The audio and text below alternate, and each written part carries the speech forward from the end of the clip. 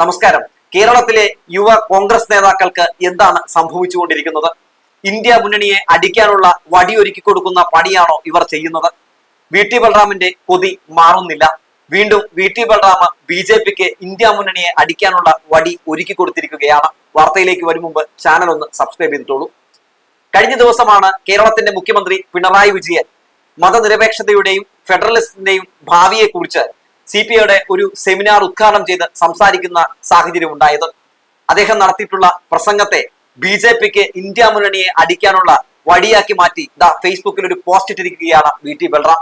ആ പോസ്റ്റ് ഞാനൊന്ന് വായിക്കാം.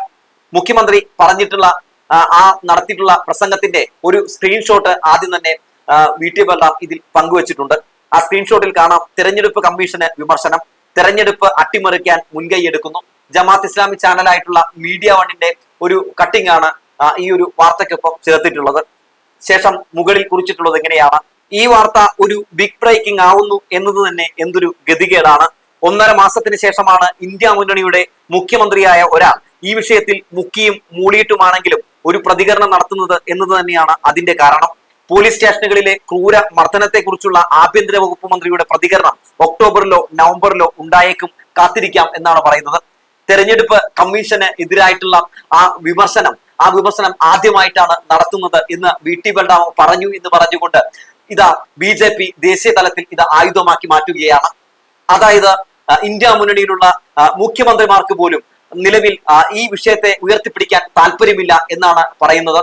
എന്നാൽ മുഖ്യമന്ത്രി പിണറായി വിജയനാകട്ടെ ഈ വിഷയത്തിൽ നേരത്തെ മുതൽ തന്നെ, എന്തിന് ഇടതുപക്ഷ ജനാധിപത്യ മുന്നണി ഈ വിഷയത്തിൽ നേരത്തെ മുതൽ തന്നെ പല പ്രതികരണങ്ങൾ രേഖപ്പെടുത്തിയിട്ടുള്ളതാണ്.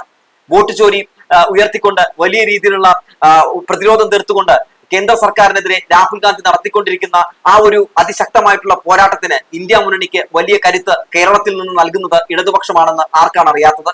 എന്നാൽ ഒന്ന് ചിന്തിച്ചു നോക്കൂ. വോട്ട് ചോരി യാത്രയുമായി ബീഹാറിലൂടെ രാഹുൽ ഗാന്ധിയും ഇന്ത്യ സഖ്യവും യാത്ര നടത്തിയപ്പോൾ തേജസ്വി യാദവ് എന്താണ് പറഞ്ഞത്? വി ടി ബൽറാമിനെ പറ്റിയാണ് പറഞ്ഞത്. BD-യിലും ബീഹാറിലും B ഉണ്ട്, അതുകൊണ്ട് BD ദോഷമല്ല എന്ന് പറഞ്ഞ് ബീഹാറിനെ അപകീർത്തിപ്പെടുത്തിയ വി ടി ബൽറാം BJPക്ക് ഇന്ത്യ മുന്നണിയെ അടിക്കാനുള്ള വടി ഒരുക്കി കൊടുക്കുകയായിരുന്നു. അതുകൊണ്ട് വി ടി ബൽറാമും കേരളത്തിലെ കോൺഗ്രസും മാപ്പ് പറയണമെന്ന് പറഞ്ഞത് തേജസ്വി യാദവാണ്. ഇതൊന്നും നമ്മൾ മറന്നിട്ടില്ല. വി ടി ബൽറാം പല ഘട്ടങ്ങളിൽ ഇപ്പോൾ BJPക്ക് ഒരു വലിയ ഊർജ്ജ സ്രോതസ്സായി മാറുകയാണ്. അവരുടെ ഒരു സൈബർ സംഘം പോലെ ഇപ്പോൾ കോൺഗ്രസിൽ നിന്ന് പ്രവർത്തിക്കുകയാണ് എന്ന് പോലും സംശയം തോന്നിപ്പോവുകയാണ്. ഇന്ത്യ മുന്നണിയിലുള്ള ഏറ്റവും കൂടുതൽ സംഘപരിവാറിനെതിരെ BJPക്കെതിരെ വലിയ രീതിയിലുള്ള ശബ്ദമുയർത്തുന്ന, അവർക്കെതിരെ പോരാട്ടം നടത്തുന്ന പിണറായി വിജയനെ കടന്നാക്രമിച്ചുകൊണ്ട് BJPക്ക് കളമൊരുക്കി കൊടുക്കുമ്പോൾ എന്താണ് വി ടി ബൽറാമിന് കിട്ടുന്നത്? നിലവിൽ കോൺഗ്രസിൽ നിന്ന് വി ടി ബൽറാമിനെ പുറത്താക്കുമോ എന്ന ഭയം കൊണ്ടാണോ ഇങ്ങനെയൊക്കെ ചെയ്യുന്നത് എന്ന് കൂടി ചിന്തിക്കേണ്ടിയിരിക്കുന്നു. ഈ അന്ന് എക്സിൽ ഇട്ട ബീഹാർ പോസ്റ്റിന് പിന്നാലെ തന്നെ, BD ബീഹാർ പോസ്റ്റിന് പിന്നാലെ കോൺഗ്രസിൽ കടുത്ത അതൃപ്തിയാണ് വി ടി ബൽറാമിനോടുള്ളത്. മാത്രവുമല്ല, കോൺഗ്രസിനകത്തുള്ള പല മുതിർന്ന നേതാക്കൾക്കും വി ടി ബൽറാമിനോട് നേരത്തെ മുതൽ താല്പര്യവുമില്ല. തൃത്താലയിലെ തോൽവി പോലും സ്വന്തം അണികളോടും കോൺഗ്രസ് പ്രവർത്തകരോടുമൊക്കെ യാതൊരു രീതിയിലുള്ള പ്രതിബദ്ധത കാണിക്കാത്തതിന് പ്രവർത്തകർ കൊടുത്ത അടിയാണ് എന്നൊക്കെ പറഞ്ഞു നടക്കുന്ന കോൺഗ്രസ് നേതാക്കളും അവിടെയുണ്ട് ഇവിടെയുണ്ട് എന്നുള്ള കാര്യം എടുത്തു പറയേണ്ടിയിരിക്കുന്നു.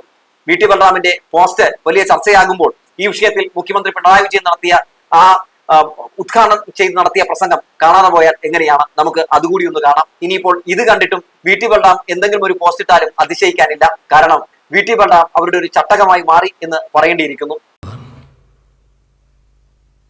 നമ്മുടെ ഭരണഘടന മുന്നോട്ട് വെക്കുന്ന സവിശേഷമായ മൂല്യങ്ങളുണ്ട്. മതനിരപേക്ഷതയുടെയും ഫെഡറലിസത്തിൻ്റെയും കാഴ്ചപ്പാടുകൾ. ഇത് നാം കാണേണ്ടത് ഈ കാഴ്ചപ്പാടുകൾ സ്വയംഭൂവായി രാജ്യത്തുയർന്നു വന്ന ഒന്നല്ല. നമ്മുടെ സ്വാതന്ത്ര്യസമര പ്രസ്ഥാനത്തിൻ്റെ ഭാഗമായി രൂപപ്പെട്ടു വന്ന ആശയങ്ങളാണിത്. നമുക്കറിയാം, നമ്മുടെ രാജ്യത്ത് വ്യത്യസ്ത ഭാഷകളും സംസ്കാരങ്ങളും നിലനിൽക്കുന്നുണ്ട്. അങ്ങനെയുള്ള വ്യത്യസ്ത ഭാഷയും സംസ്കാരവും വെച്ച് പുലർത്തുന്ന ജനതയാണ് ഇത്തരത്തിൽ ഉള്ള ആശയങ്ങളുടെ അടിസ്ഥാനത്തിലുള്ള സമരങ്ങളിൽ പങ്കുചേർന്നത്. അതിൽ ഒന്നും വ്യത്യസ്തമായില്ല എന്നുള്ളതാണ് കാണേണ്ടത്. എല്ലാവരും ഒരേ ലക്ഷ്യത്തോടെ സ്വാതന്ത്ര്യസമര പ്രസ്ഥാനത്തിൽ പങ്കുചേർന്നു. ആ സവിശേഷതകൾ ഉൾക്കൊണ്ടു മാത്രമേ നമ്മുടെ രാജ്യത്തിന് നിലനിൽക്കാൻ കഴിയുമായിരുന്നുള്ളൂ. അതുകൊണ്ട് തന്നെ അന്ന് കാര്യങ്ങൾ ചർച്ച ചെയ്തപ്പോൾ സംസ്ഥാനങ്ങൾക്ക് അധികാരങ്ങൾ നൽകുക എന്നത് ഏറ്റവും പ്രധാനപ്പെട്ട ഒരു കാര്യമായി ഭരണഘടനാ നിർമ്മാണ സഭ തന്നെ കണ്ടു. ബഹുസ്വരതയുടെ ഭാഗമായി വിവിധ സംസ്കാരങ്ങളെയും ഭാഷയെയും ജീവിതത്തെയും അംഗീകരിക്കുന്ന രൂപമാണ് ഫെഡറലിസം എന്നുള്ളത്. ഓരോ ജനതയുടെയും സവിശേഷതക്കനുസരിച്ച് ഭരിക്കുന്നതിനുള്ള സാഹചര്യം സൃഷ്ടിക്കുക എന്ന വിശാലമായ കാഴ്ചപ്പാടാണ് അതിനുള്ളത്. ഇവിടെ വ്യത്യസ്ത ജനവിഭാഗങ്ങൾ അങ്ങനെയുള്ള ജനതയെ യോജിപ്പിച്ചു നിർത്തുന്നതിനുള്ള ഭരണഘടനാപരമായ സംവിധാനം ആ നിലയിലാണ് ഫെഡറലിസത്തെ കാണുന്നത്. ഫെഡറലിസം ഉന്മൂലനം ചെയ്താൽ രാജ്യത്തിൻ്റെ ഐക്യത്തെയും അഖണ്ഡതയെയുമാണ് അത് ബാധിക്കുക. ഇത് ഗൗരവമായി തിരിച്ചറിയേണ്ട ഒരു കാലമാണിത്. അതുകൊണ്ട് തന്നെ ഫെഡറലിസത്തിൻ്റെ സംരക്ഷണമെന്നത് രാജ്യത്തിൻ്റെ ഐക്യവും അഖണ്ഡതയും കാത്തുസൂക്ഷിക്കുന്നതിൻ്റെ ഭാഗമാണ്.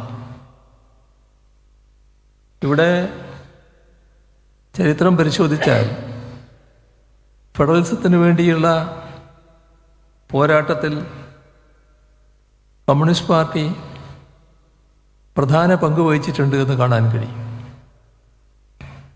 വിവിധ സംസ്ഥാനങ്ങളിൽ ഉയർന്നു വന്ന ഭാഷാ പ്രസ്ഥാനങ്ങളുമായി കൈകോർത്ത് പിടിച്ചുകൊണ്ട് ഈ സമരത്തെ കമ്മ്യൂണിസ്റ്റുകാർ മുന്നോട്ട് കൊണ്ടുപോയി.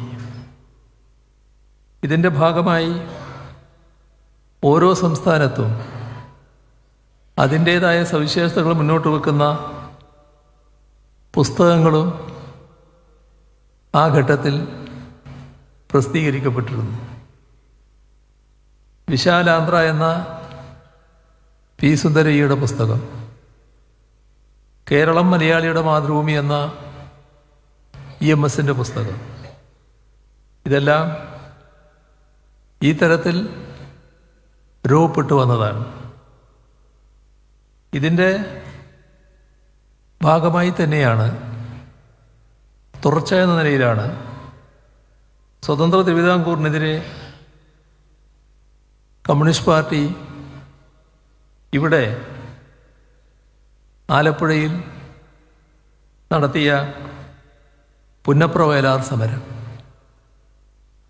തിരുവിതാംകൂർ കേരളത്തിൻ്റെയും ഇന്ത്യയുടെയും ഭാഗമായി തീരുന്നതിന് കമ്മ്യൂണിസ്റ്റ് പ്രസ്ഥാനം വഹിച്ച പങ്ക് ആർക്കും തള്ളിക്കളയാവുന്നതല്ല. ഇങ്ങനെ രാജ്യത്തെ ഫെഡറൽ സംവിധാനത്തിൻ്റെ പരിധിയിൽ കൊണ്ടുവരുന്നതിനുള്ള സമരങ്ങൾ വിവിധ ഘട്ടങ്ങളിൽ കമ്മ്യൂണിസ്റ്റ് പാർട്ടി നടത്തിയിട്ടുണ്ട്.